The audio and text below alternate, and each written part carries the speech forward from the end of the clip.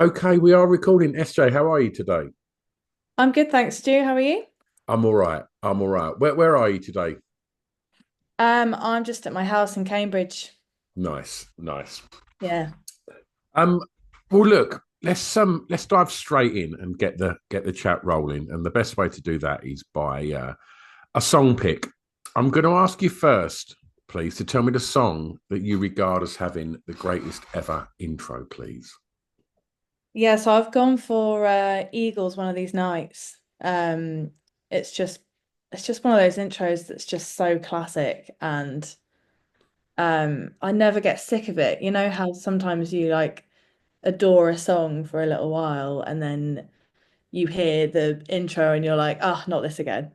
But I just think with one of these nights, it's just yeah, it's forever the coolest groove. Yeah, it's got a really nice bit of sort of slide on it as well, and Yeah. I'm always sort of interested. You touched on something there that I want to ask you about. Like Sure. you said, like when you discover a song and you just kind of listen to it and then like, yeah, okay, I don't need to hear that again. Like, are you one of them people that if you discover a song or someone sends you a link to a track or whatever, uh, you absolutely, if you love it, you play it, play it, play it, play it. And if so, are you trying to deconstruct it as you're listening to it to find out why it's so amazing? I don't know. I think, yeah, I'm definitely one of those people that listens to something over and over again if I love it immediately. I think I just love that kind of that feeling I get from listening to something that I love instantly, and it's like feeding on that adrenaline rush. Um, and then I love to then learn that song immediately so I can sing along and play it. Um, yeah, and I'm exactly the same with like TV and movies as well. I just watch them over and over again. Yeah, I guess that's a bit weird. And tell me, no, I'm exactly the same. Like, but but tell me a little bit about. I mean, this intro is quite a long intro, um, and I'm always intrigued to know, and it's become a regular question on the show that if a new band was to take a track like the Eagles track into a label now and go, right, this is our next single, they'd be like, right, well, let's sort that out in the edit then, because there's going to be a radio edit because we're not having an intro that's more than 5 seconds or whatever it is in this very fast-paced world that we live in now, which is consistently being, your streaming services, all of the things where people get the music that when the Eagles were writing music didn't exist. And all of these streaming services and these apps like TikTok and such, which labels and lots of artists are using to market their music, all seems to sort of push around that very quick and shortening attention span of younger audiences, unfortunately. Um, does any of that stuff, I'm going right way around the houses with this question, but all of that kind of stuff ever filter through into your creative process? Yeah, I think that's what's great about playing live is you can do the long intro that you want to do and you can kind of, go off in the middle and have a little improv jam. Yeah. Whereas on record, yeah, you got to get to that riff straight away. You got to get to the hook. You got to get to the chorus. Um, I love that bands like Queen back in the day were just like, Bohemian Rhapsody, take it or leave it. Like we're not changing it, we're not shortening it. This is the song, and they just, they really stuck to their guns on it. And then obviously it's become like one of the most amazing songs of all time. But um, yeah, I do think nowadays it's kind of stricter and people's attention span is so quick. It's yeah, yeah, it is one of those things, but I do still love a good intro. Absolutely. Absolutely. Let's take you back. I'm going to ask you for your second track, and that question is the song, well, the first song that you remember hearing that had an emotional impact on you. Yeah. I've already mentioned it. I know. I got plenty to say about it, but I thought, hang on a minute, that one's coming next, isn't it? Yeah, so I spoke to my mum about this because I couldn't really remember because music's just such it's such a part of me, and I know that's probably a cliche thing to say, but I was literally like sung to sleep by um Queen and Bon Jovi and that kind of stuff. So I asked my mum and I was like, I know that I loved the Spice Girls and all that kind of stuff back in the day, but what was like the song that really got me hooked? And she was like, well, it was definitely Queen. Um, because yeah, I was just in love with Freddie Mercury. I just thought he was the most amazing singer. And Bohemian Rhapsody is it's basically that song for me that um had an emotional impact the most because the harmonies, like just the craziness of the entire song, there's no structure to it. It's like four songs in one. You'd never hear it now, would you? You'd never hear No, like, to echo what I said earlier, if you took Bohemian Rhapsody into a record company as a new band, they'd be yeah, like, "What the fuck is this?" Like, knock you out of there, wouldn't they? like yeah, absolutely. And I think that's really sad that we do live in a world now where so much incredible music is probably not finding its way to a wider audience because it doesn't fit the algorithm or it doesn't fit this kind of restrained, edited pop formula that fast tracks, music as to becoming earworms and things like almost like kind of a science to it that these Swedish songwriting, camps like kind of put out. And some of it's great, of course, but I do worry that your next Bohemian Rhapsody might get overlooked because it's too experimental, it's too wild, and it's like, but you only need to hear that a few times and you're like, this is crazy. Like, it's great. But I wonder if younger audiences have got it's strange. It gets played at my club every week. And, that club is predominantly 18 to 20 somethings. And they scream every single word of that song at the top of their lungs. So it's Nice. found its way. It's in the very fabric of pop culture, obviously, that and so many other Queen songs. But where's the next where's the next one going to come from? Like, that's going to have that wild journey of a song. Where's the next day in the life? Or, I wonder where it is, and will it ever get widespread sort of distribution? Do you know what I mean?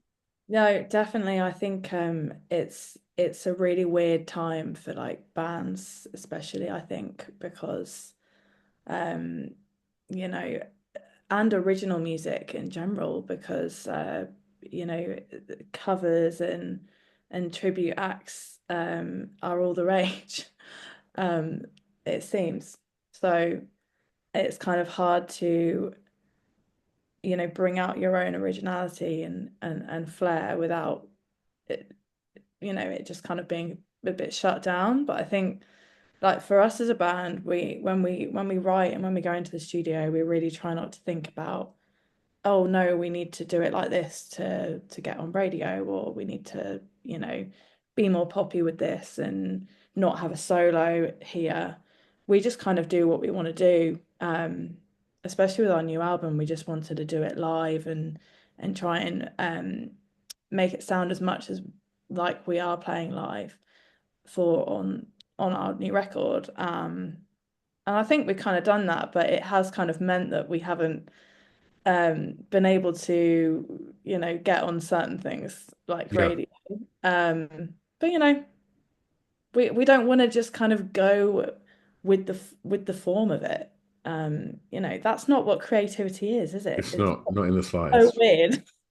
Yeah, yeah, it is. It's been I've done nearly 600 episodes of this show now, and the amount of people that have echoed what you've said, in regards to that, and as a venue, somebody that runs a venue and seeing every single venue in the area that I live in shut, and the local band scene become smaller and smaller in regards to new and exciting, creative young bands. To Don't get me wrong, I always like it when I see that there's live music on anywhere. But what I see now is more and more covers bands in pubs, which is great. And I understand why pubs do it because they're struggling the same as venues. And people, it's a lot easier for people to have a couple of pints and sing along to something they know. But it's that it's the other venues, it's the live music venues that I worry about. The kind of the toilet circuit that I played to death throughout the 90s all over the country, and so many of them venues, they're not there no more, and that doesn't help finding the next Queen. Do you know what I mean? Yeah, yeah. It's just sad, really, isn't it? It's like we we love playing the kind of grassroots circuit, you know. I think we've done three tours um so far, and they're all so like full of character in their own way. They've all got their own stamp. They've all got this amazing history of so many bands have walked through those doors. And it makes you think, hey, even if we haven't sold it out tonight, you know, Adele played here. I think Yeah. we played at the Adelphi Club in Hull, and that place has so much character. You know, you're not quite sure when you walk through the door, I'm not gonna lie. And then Mm-hmm. and then you chat to the guys there and you see all the posters up and I was like, so many people have played here. Like apparently Green Day played there and literally slept on the stage because they couldn't even afford to like stay in a hotel. And it's like, yeah, I really hope places like that just stay alive and people support it more. So yeah.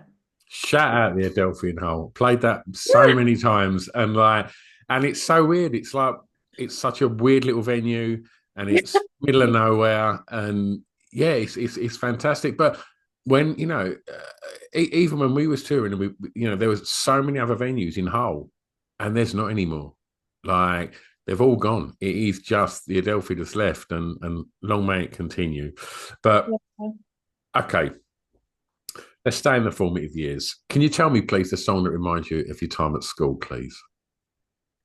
So I had to go with Avril Lavigne for this one because I was pretty obsessed by Avril Lavigne when I was, 10 to 12, well, and still to this day.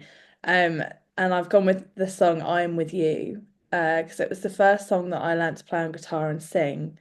And I remember playing it to my like school class, like absolutely terrified. But yeah, I absolutely loved her. Like I wore all the same clothes, like the black khaki trousers with the chains. Yeah, I was obsessed. How important was someone like Avril Lavigne for, you know, teenage girls that perhaps weren't so into your Shakiras and your Britneys and your Aguileras? How important was someone like Avril Lavigne? Yeah, exactly. She was just really cool. She had like a slightly rebellious vibe to her. She was rocky. She was playing guitar. She was wearing cool clothes. She was just real, and I think that was really important. Like I loved her so much. And yeah, it was nice not to kind of have another pop act. She Yeah. um yeah, she was so different and cool. Yeah, I think them artists like Avril Lavigne's and Busted, they're essentially pop artists, I guess, but they're a gateway, aren't they? They're you sort of they open the door to. I'm sure the amount of kids that grew up listening to Busted, and then went and found that Green Day and Blink and all those other bands that would have shaped Busted, and I think them kind of artists, I think are really serve a purpose for like opening that door to alternative music and and to rock and roll. Yeah, exactly. Exactly.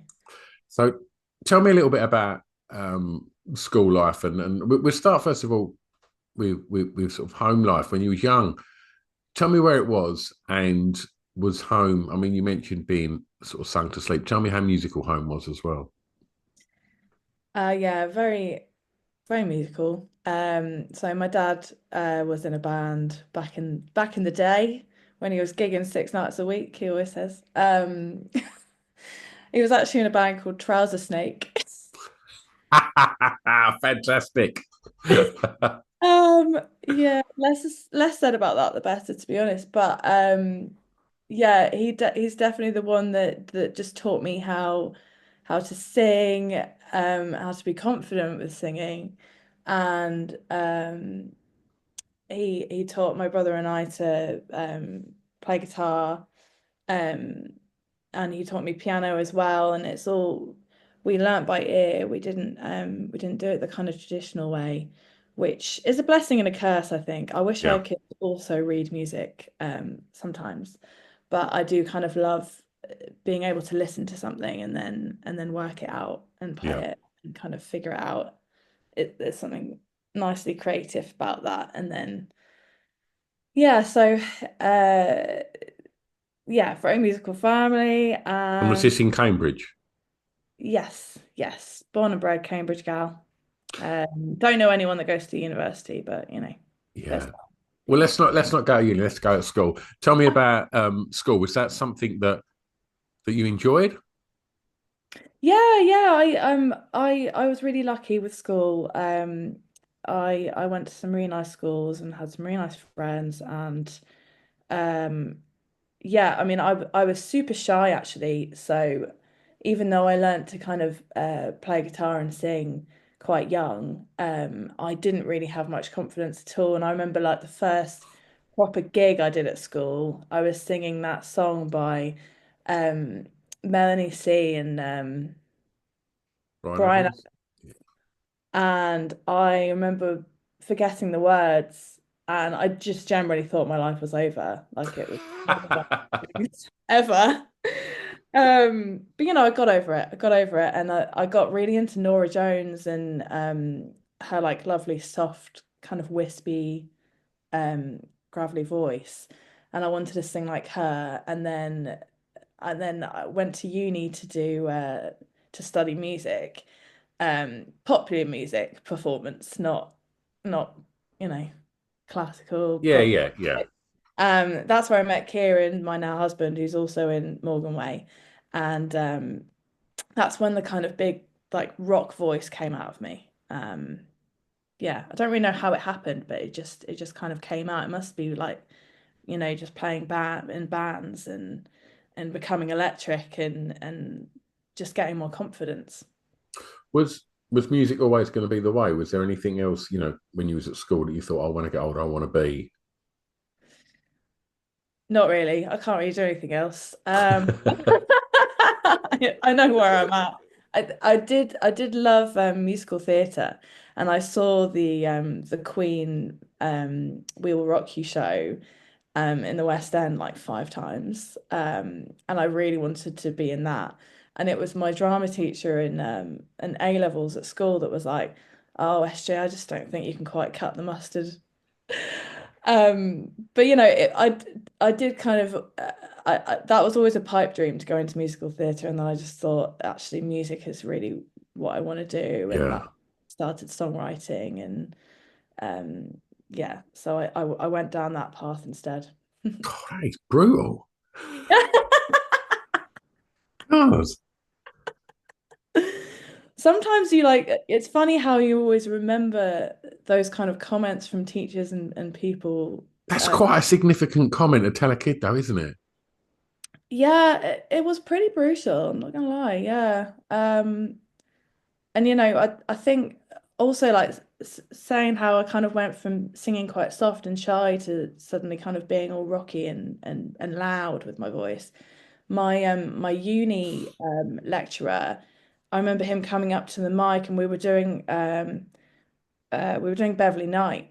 And I wasn't really singing it out. I just didn't, I was very shy, like and he came up to the mic and was like, "You sound like a mouse, me," in front of all the class. And I was like, "Oh," went home crying. And then the next day I was like, "Right, I'll show him."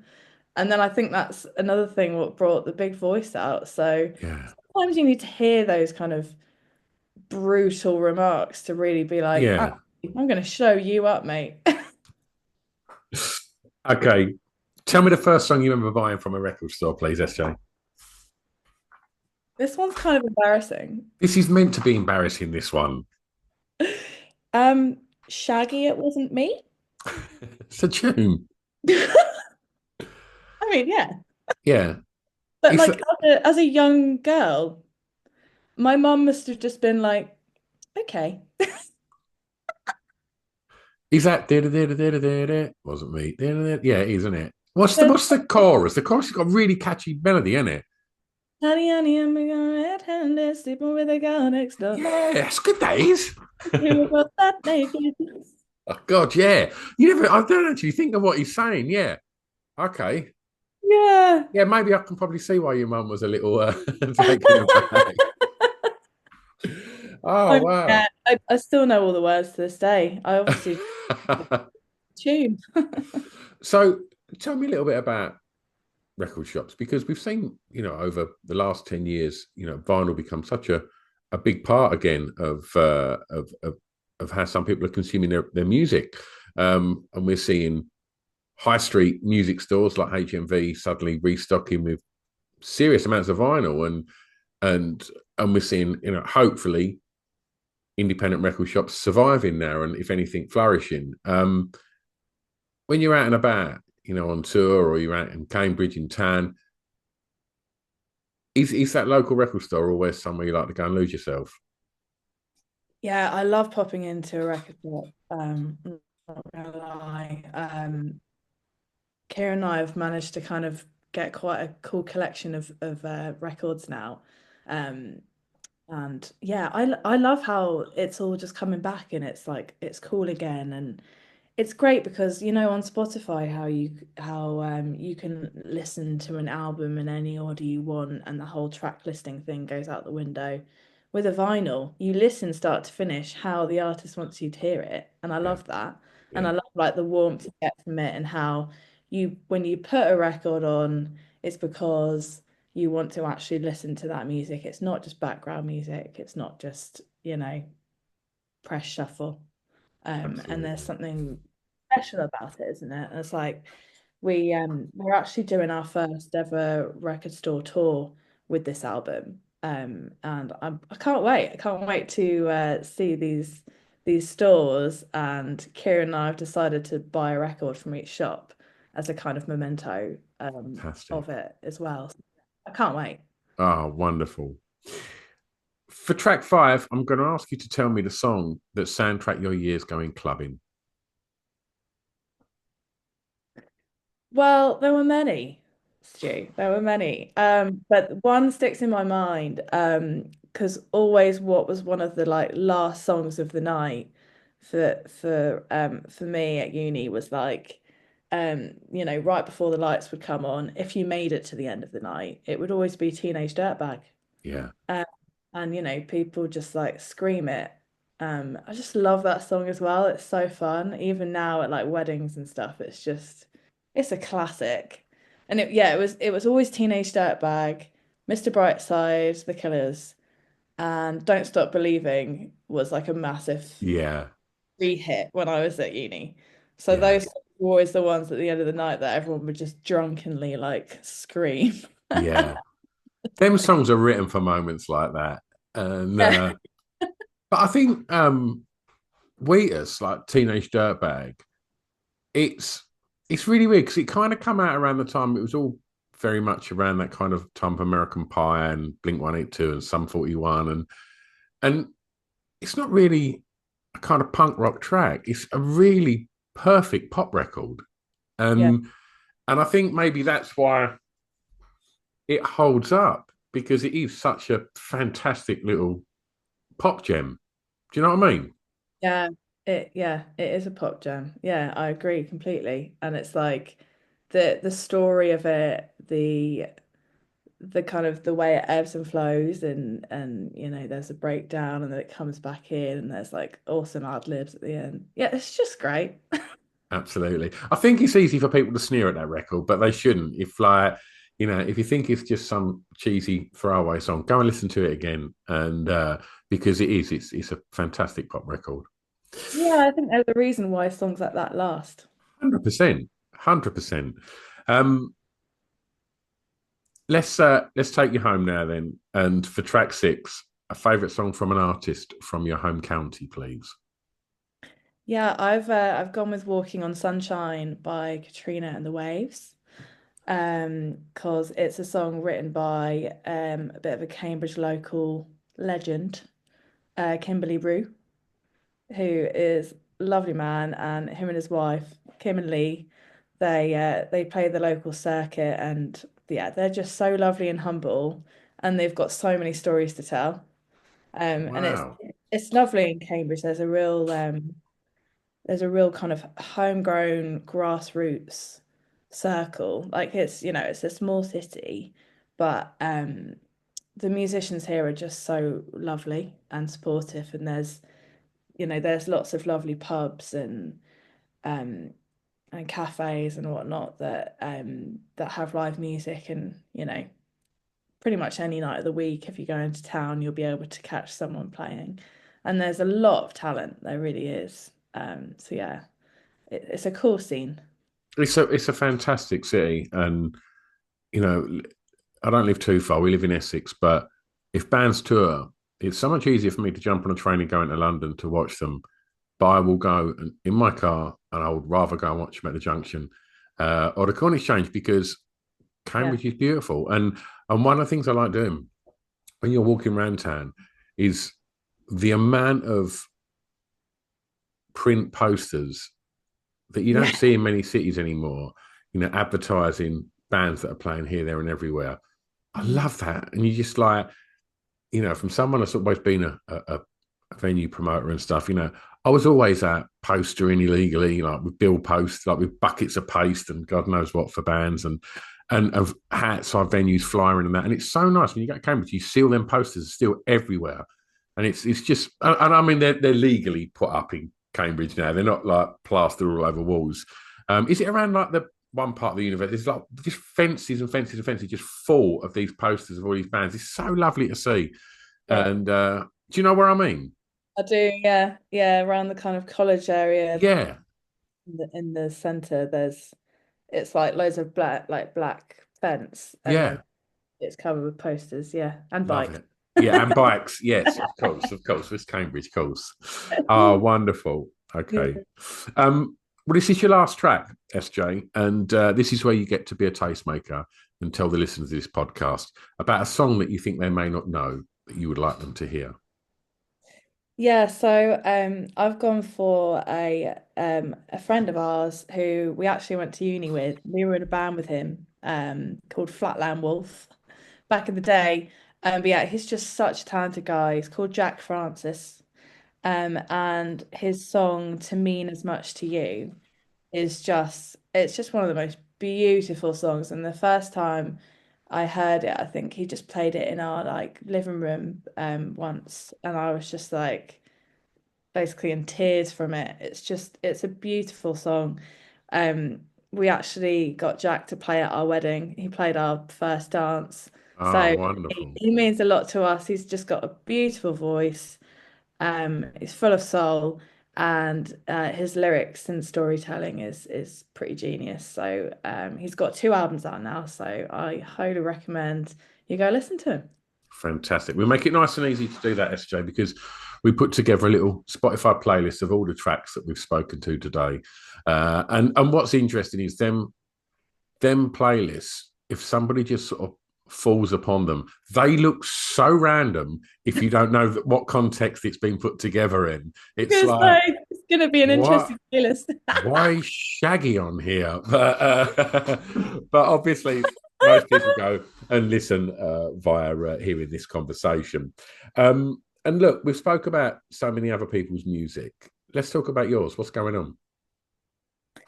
Yeah, so we got our third album coming out, called Kill the Silence, and yeah, it's been 2 years in the making, and we're really pleased with it. We can't wait to just have it out now, get it done, and yeah, so we're going on a record store tour during release week, and and that's going to be wonderful. And then we're going on a our biggest ever headline tour in March and April, um, playing a few dates in Germany, and then all around the UK.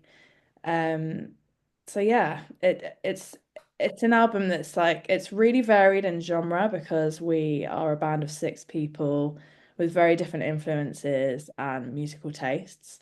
So when we kind of bring songs to the table, and work on them together and you know build the songs together in the studio, we never really know what way it's going to go. Like how we spoke about earlier, we don't go into a room and be like, right, we want this to be pop or anything like Yeah. that. Kind of we we let it loose in the room and then Yeah. see what everyone wants to do with it. So yeah, it's quite a roller coaster ride of an album with highs and lows and rock and folk and indie. And if, I and if people want to keep up the speed with releases and tour dates and such, where's the best place to keep up the speed with you? Yeah, on all our social media, and you can just find it all at morganway.co.uk. Wonderful. We'll put that in the show notes so people are just one click away. And when this comes out, if it's cool with you, we'll tag you on the socials when this gets posted. So if people aren't following you already, we'll make it nice and easy for them. Yeah, wonderful. Thanks, Stu. SJ, it's been an absolute pleasure talking records with you today. I'm going to press stop now, but don't go anywhere.